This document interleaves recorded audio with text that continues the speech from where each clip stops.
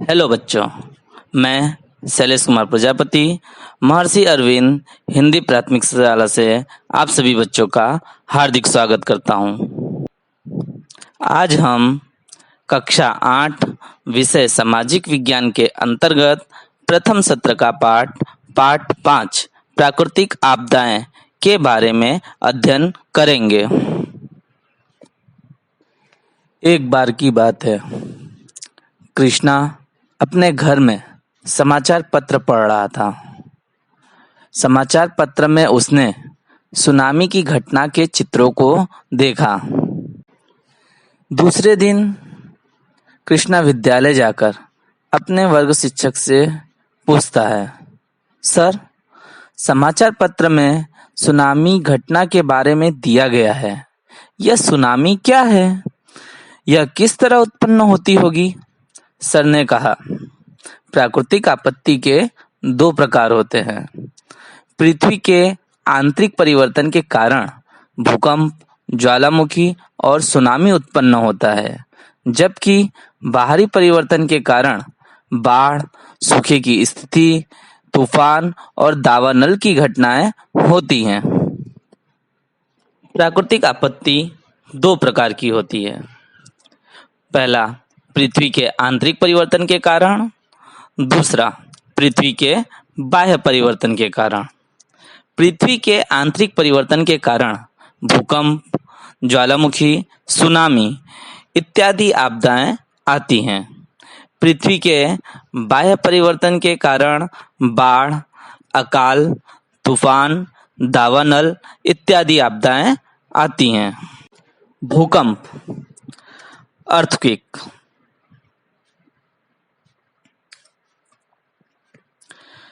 पृथ्वी के भूगर्भ में होने वाले तीव्र भूसंचलन और दबाव के कारण कुछ कमजोर भाग अचानक तेजी से कांप उठते हैं। इस प्रकार अचानक होने वाले कंपन को भूकंप कहते हैं।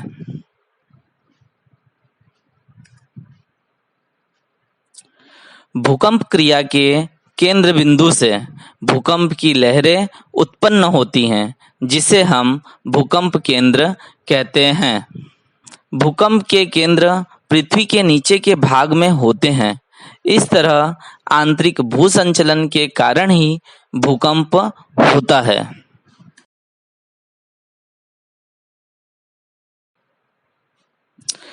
भूकंप केंद्र में से भूकंप की लहरें सभी जगह फैलती है।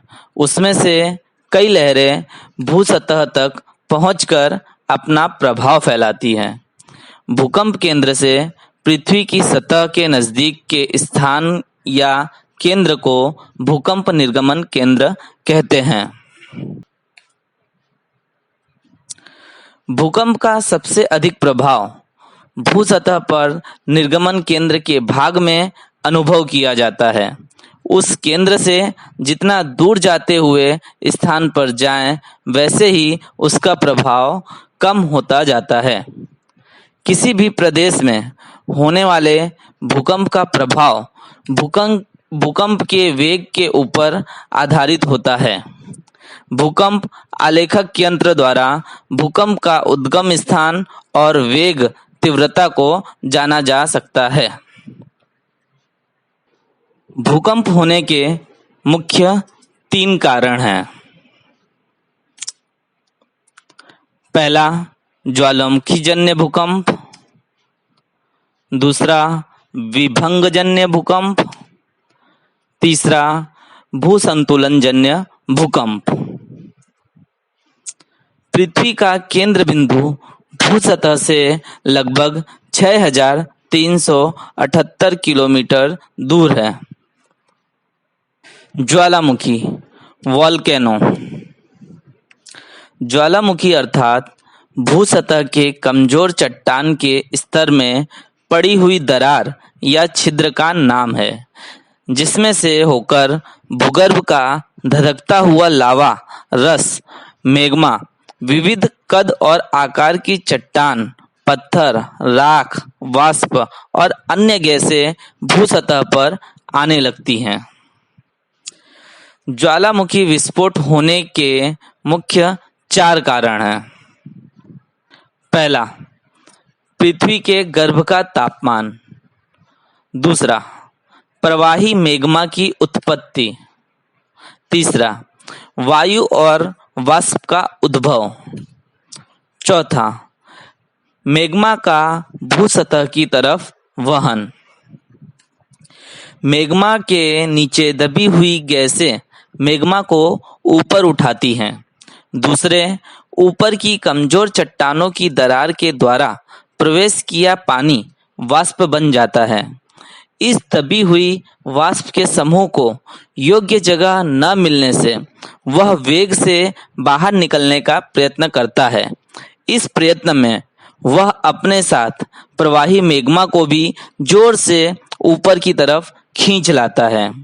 भूसतह के ऊपर आते ही मैग्मा में रही हुई गैसें दबाव मुक्त बनने से तेज विस्फोट के साथ लावा, विविध कद और आकार के चट्टानों के टुकड़े, राख आदि आकाश में ऊंचाई तक उछलते हैं, जिसे ज्वालामुखी कहा जाता है। बाद में सभी ज्वालामुखीय पदार्थ नीचे गिरते हैं और उनका शंकु आकार का ढेर बन जाता है।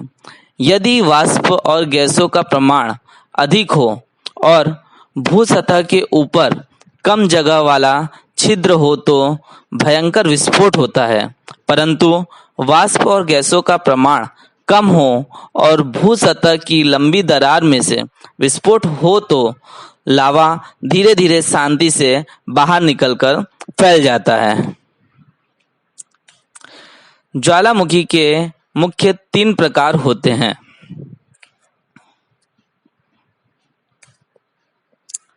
पहला, सक्रिय ज्वालामुखी।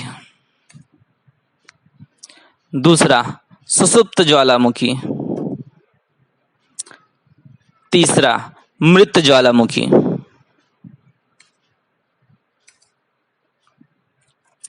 संसार में बहुत सी जगह पर विविध प्रकार के ज्वालामुखी आए हुए हैं।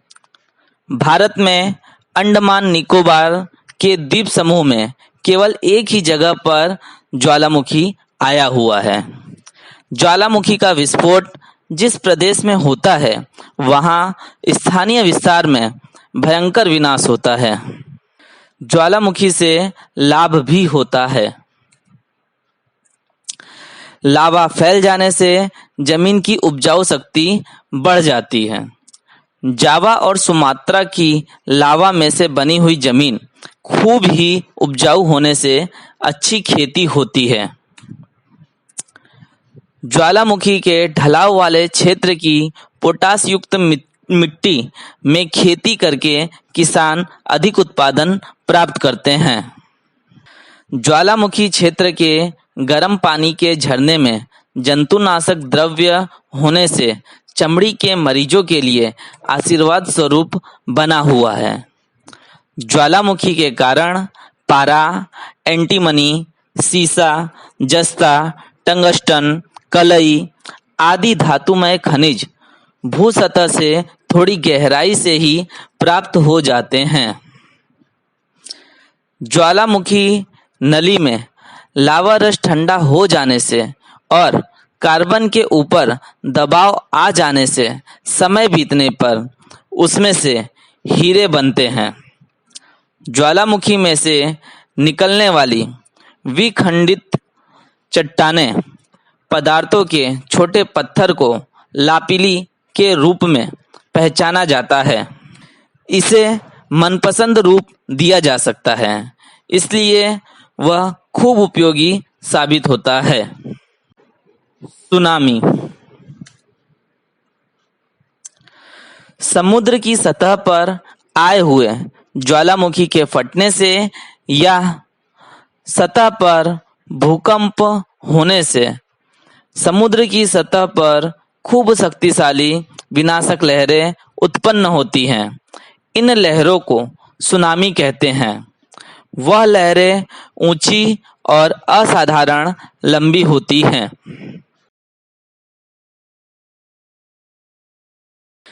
इसकी लंबाई लगभग 700 से 1600 किलोमीटर जितनी होती है। यह लहरें खूब तेजी से और लंबी दूरी तय करने वाली होती हैं।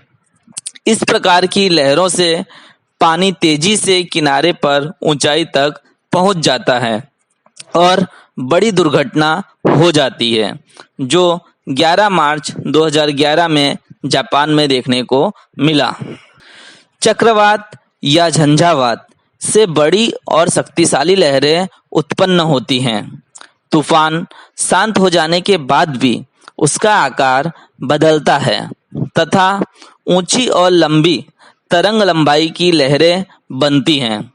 समुद्र में वे लहरें उछलती हुई दिखाई पड़ती हैं और उद्भव स्थान से दूर हजारों किलोमीटर तक फैल जाती हैं। इस प्रकार की लहरें जब समुद्र किनारे पहुंचती हैं तब अधिक नुकसान पहुंचाती हैं। इसलिए इन लहरों को प्रलयकारी लहरें भी कहा जाता है। कभी-कभी समुद्र के किनारे ऊंचे स्थानों पर से बड़ी चट्टानें या हिमशिला अचानक समुद्र में टूट पड़ती है। उससे भी प्रलयकारी बड़ी लहरें उत्पन्न होती हैं। बाढ़। नदी में एकाएक तेजी से आने वाले पानी के प्रवाह को बाढ़ कहते हैं। बाढ़ आने के मुख्य दो कारण हैं। पहला, वर्षा ऋतु में यदि नदी के ऊंचाई वाले क्षेत्र में अत्यधिक बरसात हो तो बाढ़ आती है। दूसरा, किसी नदी पर बना हुआ बांध टूट जाए तो नदी किनारे और निचले तटीय भाग में बाढ़ आती है। जानने जैसी बातें। ईस्वी सन 1978 में गंगा और यमुना नदी में बाढ़ आने से उत्तर भारत के ज्यादातर क्षेत्र प्रभावित हुए। ईस्वी सन 1979 में मच्छु नदी में बाढ़ आने के कारण मोरबी जिला प्रभावित हुआ। ईस्वी सन 2006 में तापी नदी में बाढ़ आने के कारण सूरत जिला प्रभावित हुआ। ईस्वी सन 2008 में कोसी नदी में बाढ़ आने के कारण बिहार राज्य प्रभावित हुआ। अकाल। बरसात न होने से भोजन, पानी की कमी उत्पन्न हो जाती है और जमीन में पानी सूख जाने की प्रक्रिया को अनावृष्टि या अकाल कहते हैं। लगातार 2 वर्ष तक बरसात न हो अथवा बरसात कम मात्रा में हो तब अकाल की स्थिति उत्पन्न होती है। अधिक वृक्ष लगाए जाएं और वातावरण को प्रदूषित होने से रोका जाए तो अकाल की संभावना कम रहती है। आंधी और तूफान। तूफान मचाने वाली हवा अर्थात आंधी, ऐसा इसका सामान्य अर्थ होता है। हम इसे चक्रवात भी कहते हैं। भारत के समुद्री किनारे के क्षेत्र में कितनी ही बार ऐसे चक्रवात उत्पन्न होते हैं जिसके कारण वहां नजदीक के विस्तार में हवा का हलन चलन होता रहता है। यह हलन चलन जब वेग पकड़ता है तब हवा तूफानी हो जाती है, जबकि हवा के तूफान मर्यादित समय के लिए और मर्यादित क्षेत्र में प्रभाव डालते हैं। ऐसे तूफान हरिकेन, टोर्नेडो, चक्रवात आदि नामों से जाने जाते हैं। दावानल। जंगलों में वृक्ष के परस्पर घर्षण, आकाश से गिरती तड़ित या किसी अन्य कारण से आग लग जाती है, जिसे दावानल कहते हैं। दावानल से वन्य संपत्ति को अत्यधिक नुकसान होता है।